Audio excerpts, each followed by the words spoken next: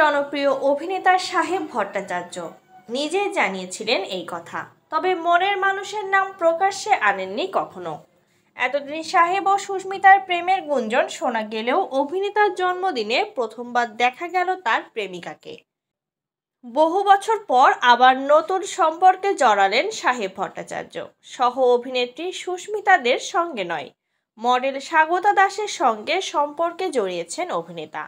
পরিবারের গেট টুগেদারেও দেখা গিয়েছে স্বাগতাকে। এমনকি সুস্মিতা ও স্বাগতার দারুণ মিষ্টি মুহূর্তের ছবিও প্রকাশ্যে এসেছে সেদিন। প্রথমবার তাদের দুজনের ছবি প্রকাশ্যে এনে লেখেন, শুভ জন্মদিন আমার বাস্তবের আসল হিরো।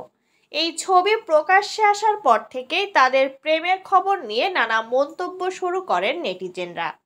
এতদিন প্রত্যেকেই ভাবতেন সাহেব ও সুস্মিতা বাস্তবে প্রেম করছেন, কিন্তু সাহেব ও স্বাগতার ছবি প্রকাশ্যে আসায় কথা অনুরাগীরা চোটে লাল।